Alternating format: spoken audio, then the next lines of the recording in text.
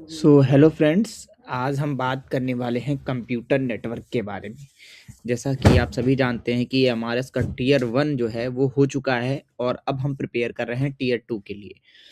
तो टियर 2 के लिए जो भी हमारा सिलेबस है उसमें 6 यूनिट हैं लगभग। उन 6 यूनिट्स में एक यूनिट है कंप्यूटर नेटवर्क। तो हम जो है आज से कंप्यूटर नेटवर्क का जो भी सिलेबस है उसको स्टार्ट कर रहे हैं and then we will go one by one each topic. तो ज़्यादा समय वेस्ट ना करते हुए हम स्टार्ट करते हैं अपने कंप्यूटर नेटवर्क के टॉपिक को। तो कंप्यूटर नेटवर्क के टॉपिक को स्टार्ट करने से पहले हम देख लेते हैं कि इसका सिलेबस क्या है। ओके, सो इसके सिलेबस को देखने से पहले हम एक चीज़ और बता दें कि इसके सिलेबस जो कंप्यूटर नेटवर्क का सिलेबस है उसमें लगभग 5 6 टॉपिक हैं। पहला टॉपिक जो है वो है इवोल्यूशन ऑफ नेटवर्किंग, कि हमारे नेटवर्किंग का इवोल्यूशन कैसे हुआ, उसके बारे में हम समझेंगे पहले टॉपिक के बारे में। दूसरे टॉपिक में जब हम जाएँगे तो हमें डेटा कम्युनिकेशन के बारे में जानने को मिलता है, कि डेटा हमारा कैसे कम्युनिकेट हो रहा है वन बाय वन, है ना? तो उस डेटा कम्युनिकेशन को हम समझेंगे दूसरे यूनिट के अंदर। इसके बाद जो है हम समझेंगे कि व्हाट इज़ आईपी एड्रेस, कि आईपी एड्रेसेस क्या होते हैं। फिर हम बात करेंगे स्विचिंग के बारे में, स्विचिंग क्या होती है, टाइप्स ऑफ स्विचिंग क्या होती है। इसके बाद हम बात करेंगे ट्रांसमिशन मीडिया के बारे में, कि ट्रांसमिशन मीडिया क्या है ना? कौन-कौन से वायर्ड ट्रांसमिशन मीडिया, है ना? वायर्ड और वायरलेस। एंड इसके बीच में एक टॉपिक मिस हो गया जो शुरू में ही हमें पढ़ना है इवोल्यूशन के बाद में, that is a TCP IP model और OSI model which are the very important.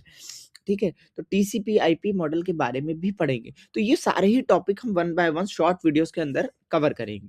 तो जैसा कि आज का हमारा टॉपिक है वो है पहला लेक्चर, इवोल्यूशन ऑफ नेटवर्क, कि नेटवर्किंग का इवोल्यूशन कहाँ से हुआ। तो नेटवर्किंग का इवोल्यूशन की बात करते हैं उससे पहले हम व्हाट इज कंप्यूटर नेटवर्क को समझ लेते हैं कि आखिर ये कंप्यूटर नेटवर्क है क्या। तो देखिए, computer network is a collection of two or more computer or devices to connected together through communication links to share data, resources and information. It enables communication, file sharing, resource sharing and such as printers and internet access. तो देखिए, यहाँ पे एक चीज़ आपको समझने की ज़रूरत है कि जो कंप्यूटर नेटवर्क है, ये एक तरह का इस नेटवर्क के अंदर जब 2 या 2 से, क्योंकि नेटवर्क तभी बनेगा, किसी एक डिवाइस से नेटवर्क नहीं बनता है। नेटवर्क बनाने के लिए कम से कम हमें 2 डिवाइसेज़ चाहिए होंगी, जिन 2 डिवाइसेज़ को कनेक्ट करके उनके बीच हम डेटा का आदान-प्रदान कर सकें या फिर अपनी फाइल्स को, इन्फॉर्मेशंस को, किसी भी तरह के रिसोर्सेज़ को शेयर कर पाएँ। तभी जो शेयरिंग होती है, वो बीच में जो काम करता है कि वो जो फाइल शेयर होगी या जो इन्फॉर्मेशन शेयर होगी, वो जिस रूट से जाएगी, उसे ही हम बोलते हैं नेटवर्क। इसीलिए यहाँ पे डेफ़िनिशन में कहा गया है कि जो कंप्यूटर नेटवर्क है, ये 2 और मोर कंप्यूटर डिवाइसेज़ जब कनेक्ट होती हैं एक साथ कम्युनिकेशन के लिए और वो शेयर करते हैं डेटा को, रिसोर्सेज़ को या इन्फॉर्मेशन को। तो ये बहुत ही सिंपल डेफ़िनेशन है, जिसके थ्रू हम क्या कर सकते हैं, कम्युनिकेशन कर सकते हैं, फ़ाइल शेयर कर सकते हैं या फिर अपने रिसोर्सेज़ को भी शेयर कर सकते हैं, है ना? जैसे कि कंप्यूटर है, प्रिंटर है, कनेक्ट हो गया नेटवर्क के थ्रू, है ना? कई बार वायर्ड भी प्रिंटर होंगे, कई बार वायरलेस भी आपने देखा होगा जो वायरलेसली कनेक्ट होते हैं। हम कमांड देते हैं कंप्यूटर के अंदर एंड वहाँ से वो जो डेटा हमारा कंप्यूटर का था वो एक पेज पे प्रिंट करके दे देता है। तो ये क्या है कि एक कम्युनिकेशन मीडियम है इनके बीच में, जिसके थ्रू कंप्यूटर से डेटा निकल करके प्रिंटर प्रिंट कर रहा है ना? या फिर हमें व्हाट्सएप से डेटा अपने कंप्यूटर से किसी दूसरे के कंप्यूटर में भेज रहे हैं। तो इस तरह की चीज़ों को कंप्यूटर नेटवर्क कहते हैं, पहली चीज़। अब दूसरी चीज़ की हम जब बात करते हैं तो इस कंप्यूटर नेटवर्क की शुरुआत जो हुई थी, वो सन 1961 में सबसे पहली बार जो आइडिया आया था, ये आरपानेट, एक मतलब आरपानेट जो था, advance research project agency network, ये इसकी हम बात करें तो ये एक डिफेंस डिफेंस, अमेरिका का डिफेंस सेक्टर था जो वहाँ पे इसकी शुरुआत हुई थी। उन्होंने अपने डिफेंस सेक्टर में मतलब एक कम्युनिकेशन नेटवर्क बनाने की कोशिश की थी, तो वहीं से ये आइडिया जो है ARPANET का जनरेट हुआ था। उन्होंने सबसे पहले जो है 1969 में जाकर के फिर उन्होंने अपने मतलब डिफेंस एरिया के लिए एक नेटवर्क बनाया जिससे वो अपना डेटा शेयर कर सकें। बाद में जाकर के यही जो है हमारा इंटरनेट बनता है। तो शुरुआत इसकी ARPANET से हुई थी। ARPANET क्या है full form? Advance research project agency network, ठीक है। 1971 के अंदर जो है इसका इवोल्यूशन होते-होते जो है काफ़ी जो है इवॉल्व हो गया था और 1971 में ही जो है रो टॉमिल्सन थे, उन्होंने क्या किया था ईमेल का जो है आविष्कार भी कर दिया था, डेवलप कर दिया था नेटवर्किंग और मैसेजिंग ईमेल का, है ना? तो ये आप जैसे कि यहाँ पे स्ट्रिप देख पा रहे होंगे, ये स्ट्रिप क्या है पूरी उसी से रिलेटेड है। अब हम बात करते हैं कि 1971 तक ईमेल का भी आविष्कार हो चुका था। लेकिन अभी वो जो वर्ड इंटरनेट है, वो नहीं कॉइन्ड हुआ था। इंटरनेट वर्ड जो है वो आया था जाकर के 1974 में। फर्स्ट टाइम कमर्शियली यूज़ जो है ARPANET कब हुआ था? फर्स्ट टाइम कमर्शियली जो है वो ARPANET को यूज़ किया गया था 1974 में, है ना? In the name of telnet, telnet के नाम से। फिर यही जाकर के जब ये ARPANET नेटवर्क हो गया, इसी को जो है फिर जाकर के एक मॉडल बनाया गया, स्टैंडर्ड प्रोटोकॉल बनाया गया, जिससे जो डेटा कम्युनिकेशन होता है, उसके लिए एक स्टैंडर्ड जो फिज़िकल कह सकते हो जिसको, वो बनाया गया। उसी का नाम है TCP/IP model, transmission control protocol या IP internet protocol, transmission control protocol या फिर इंटरनेट प्रोटोकॉल, ठीक है? तो उसका निर्माण जो है 1982 में हो गया था। फिर धीरे-धीरे जैसे-जैसे ये इंटरनेट का इवोल्यूशन होता चला जा रहा है, फिर एक समय आता है, एक इसके अगले ही साल डोमेन नेम सिस्टम इंट्रोड्यूस हो गया था। अब ये डोमेन नेम क्या होता है? आपने नाम सुना होगा domain name, server name, host name, है ना? होस्टिंग, तो होस्टिंग जैसे कि होस्टिंग क्या होता है? इंटरनेट के ऊपर आप एक रेंट करते हो एक स्पेस को, दैट इज़ होस्टिंग।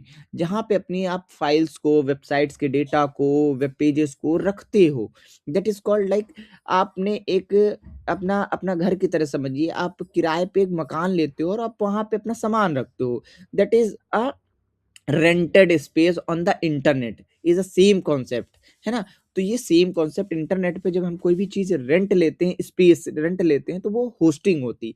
अच्छा, अब हमने स्पेस तो रेंट ले लिया, लेकिन उस घर का कुछ नाम भी होता है, तो उसको बोलते हैं कि उसको कैसे एड्रेस कैसे करेंगे, उसको पहचानेंगे कैसे? तो वो होता है डोमेन नेम, कि उस होस्टिंग को, उस स्पेस को पहचानने के लिए हम लोग यूज़ करते हैं डोमेन नेम का। तो वो भी बन चुका था। इसके बाद जब ना 3 साल हो जाते हैं इसके बाद, 1986 में क्या होता है कि नेशनल फॉरेंस foundation brings connectivity to more people with a नेसफेनेट एनएसएफ नेट प्रोग्राम।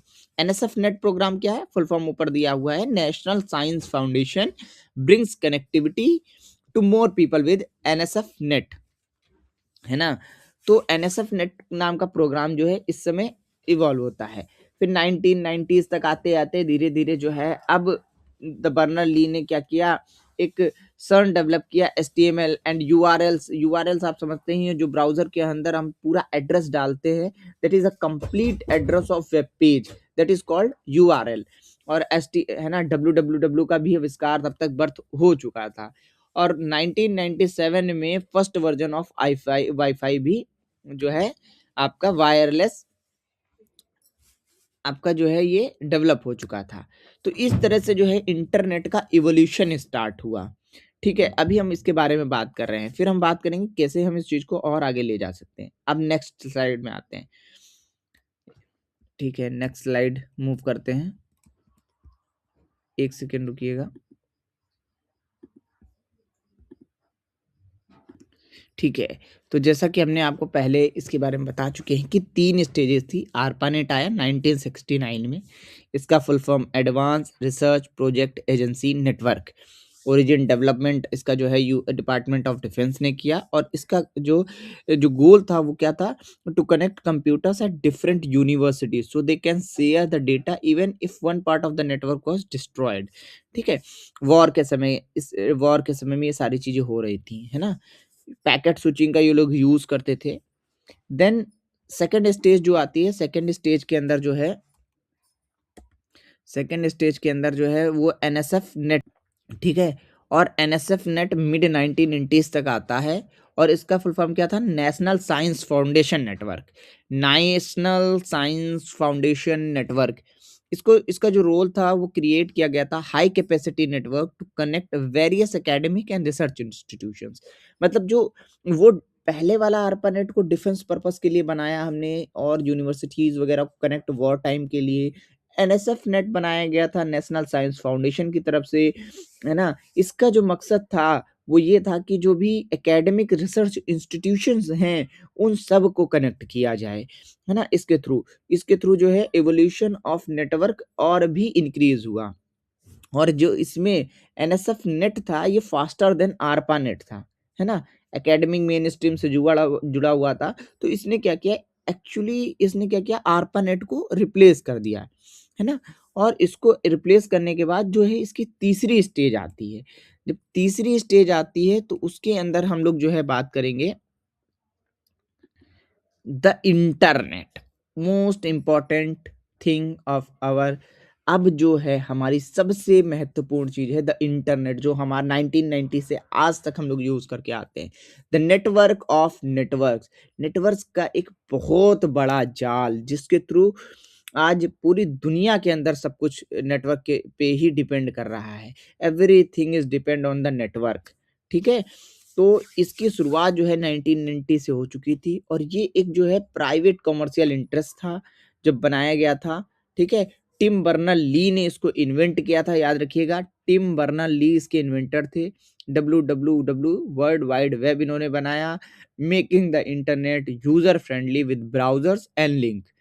इंटरनेट का यूज हम लोग जानते ही हैं कि अगर हमें कोई भी वेब वेब पेजेस या कुछ भी एक्सेस करना होता है तो हम वेब पेजेस यानी कि ब्राउजर्स का यूज, ब्राउजर्स के अंदर यूआरएल डालते हैं, और यूआरएल हमको क्या करता है, यूआरएल एक रिक्वेस्ट भेजता है सर्वर को, सर्वर वहां से उस चीज को फाइंड आउट करता है और वापस से जो है हमको रिप्लाई करता है। वही ब्राउजर पे आके एक एचटीएमएल पेज के रूप, वो जो सर्वर है एक एचटीएमएल पेज रिस्पॉन्स में देता है, वो पेज आकर के हमारा ब्राउजर दिखा देता है हमको।